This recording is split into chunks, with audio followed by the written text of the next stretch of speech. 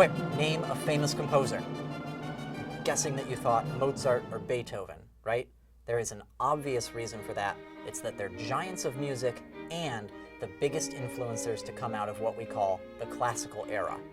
Not classical music at large, but specifically the late 18th century.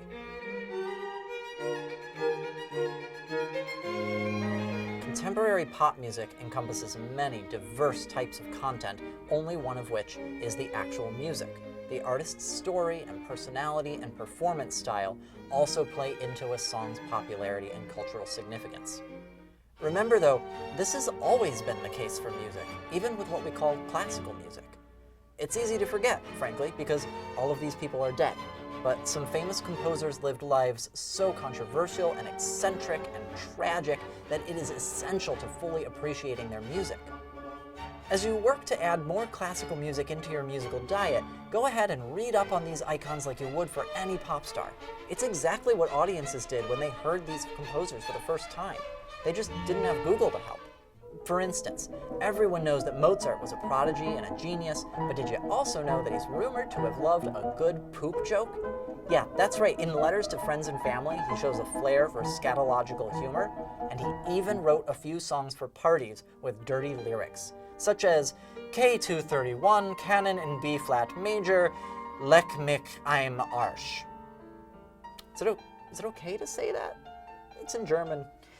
Regardless of what his humor may have been, Mozart's music is undeniably genius, as is Beethoven's, who wrote much of his work in the shadow of Mozart's post-mortem celebrity.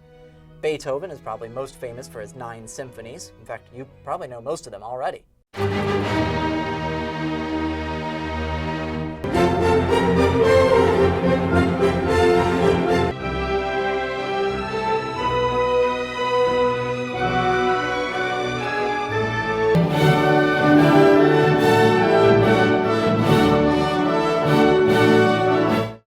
So what exactly is a symphony? Simply put, a symphony is a dramatic exploration of a musical subject using melody, harmony, rhythm, dynamics, and timbre. It has 3 or 4 full movements of music, with each movement structured in contrast to the others to tell a wide sonic narrative. First, there's the opening sonata allegro, or fast.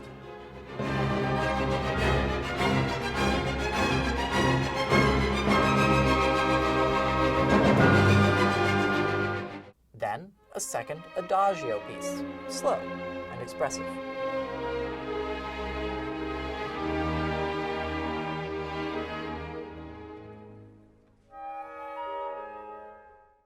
That's followed by a minuet, or a dance piece.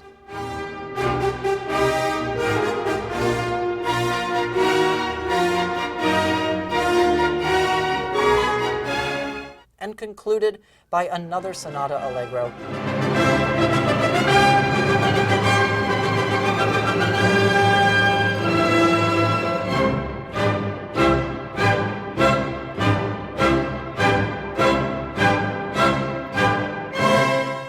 Where a sonata is for one or a few instruments, a symphony uses all 4 sections of an orchestra: winds, brass, percussions, and strings.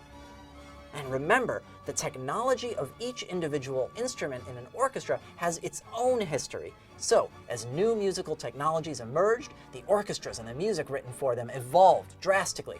For example, any piano piece you hear from Bach, it was really written for the harpsichord or for the clavichord.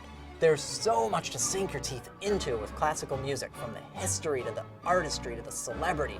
So next time you hear dun dun dun dun, you will know there's plenty more after that.